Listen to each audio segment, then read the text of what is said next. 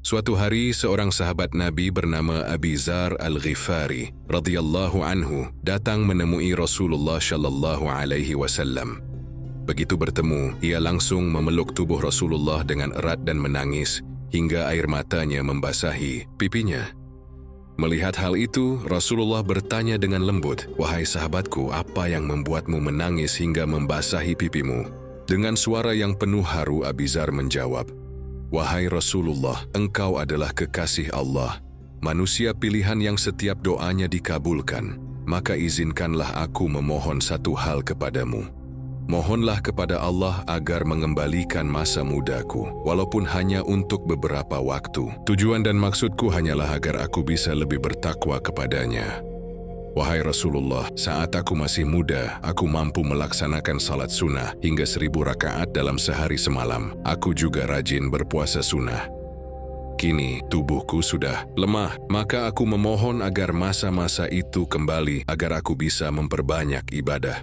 Mendengar permintaan tulus itu, Rasulullah menjawab dengan penuh kasih sayang, "Wahai sahabatku Abi Dzar, bukan aku tidak mau berdoa agar Allah mengembalikan masa mudamu, bukan pula karena Allah tidak mampu mengabulkannya, namun ketahuilah, ini semua adalah ketentuannya. Setiap yang hidup akan merasakan kematian, setiap yang muda pasti akan menua. Namun janganlah engkau bersedih, jangan berputus asa, dan jangan lelah untuk terus beribadah. Ketahuilah, ada satu amalan yang pahalanya lebih besar daripada salat sunnah 1000 rakaat, dan engkau tidak perlu kembali muda untuk melakukannya."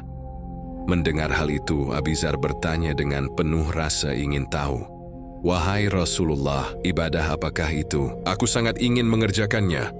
Rasulullah pun bersabda, "Hadirilah majelis-majelis taklim, duduklah dalam majelis ilmu. Sesungguhnya 1 jam duduk dalam majelis ilmu lebih baik dari salat sunnah 1000 rakaat sehari semalam. Bahkan, meskipun engkau hanya duduk tanpa menyentuh pena dan tidak menulis satu huruf pun, itu lebih baik daripada memerdekakan 1000 budak." Rasulullah menegaskan betapa pentingnya ilmu agama dalam kehidupan, sebab ibadah yang dilakukan tanpa ilmu akan sia-sia. Siang dan malam kita bisa beribadah, bersedekah, membantu sesama, tapi tanpa dasar ilmu, ibadah itu tidak akan bernilai sebagaimana mestinya. Islam menekankan bahwa menuntut ilmu adalah kewajiban bagi setiap muslim, baik laki-laki maupun perempuan. Bukan sekadar keinginan atau pilihan, tetapi kewajiban yang memiliki keutamaan besar di sisi Allah. Allah mengangkat derajat orang-orang yang berilmu di dunia dan akhirat. Sebaliknya, mereka yang tidak memiliki ilmu akan celaka di dunia maupun akhirat. Sebagaimana firman Allah dalam surah Az-Zumar ayat 9, "Katakanlah, wahai Muhammad, apakah sama orang-orang yang mengetahui dengan orang-orang yang tidak mengetahui?" Jangan lupa mendukung channel ini dengan cara subscribe, like, komen, dan bagikan ke orang-orang yang kita cintai agar kita bisa belajar bersama. Setan lebih takut kepada orang yang berilmu daripada kepada 1000 ahli ibadah. Karena orang yang berilmu, seluruh aktivitasnya bisa menjadi ibadah, bahkan ketika ia masuk ke kamar mandi. Ia masuk dengan kaki kiri, membaca doa, dan keluar dengan kaki kanan, juga membaca doa. Padahal itu tempat yang hina, tetapi karena dilakukan dengan ilmu, maka berubah menjadi amal kebaikan. Dalam surah Al-An'am ayat 160, Allah berfirman, "Barang siapa membawa amal yang baik, maka baginya pahala 10 kali lipat amalnya. Dan barang siapa membawa perbuatan jahat, maka dia tidak diberi pembalasan, melainkan seimbang dengan kejahatannya." Namun, sangat disayangkan karena kurangnya ilmu agama dan pemahaman yang sempit, banyak peluang kebaikan terbuang sia-sia.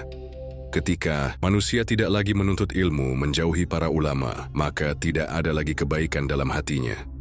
Menuntut ilmu adalah keharusan. Tanpa ilmu, iman akan lemah. Banyak manusia terjerumus dalam maksiat dan pelanggaran terhadap hukum Islam karena kurangnya ilmu agama. Setiap amal yang dilakukan dengan niat dan ilmu akan dibalas oleh Allah. Kebaikan dibalas dengan 10 kebaikan, dan keburukan dibalas setimpal. Pada hari kiamat nanti, semua amal akan ditampakkan. Mereka yang banyak amal kebaikan akan memperoleh kemenangan. Sementara mereka yang kosong dari amal baik akan merasakan azab yang pedih. Maka mulai sekarang ketika masih diberikan kesehatan dan kesempatan, mari mencari ilmu agama, agar di akhirat nanti kita tidak termasuk orang-orang yang celaka. Percayalah dan patuhilah apa yang dikatakan oleh para alim ulama, agar hidup kita aman dan tentram selamanya. Orang yang tidak memiliki ilmu agama tidak ada kebaikan di dalam hati. Semua sifat-sifatnya tidak didasari dengan agama. Ketika seseorang mengerjakan segala sesuatu, mereka tidak berpikir apa yang akan terjadi setelah meninggal. Semoga kita diberikan taufik dan hidayah dalam kehidupan, dan semoga Allah menetapkan iman di dalam dada hingga ajal menjemput.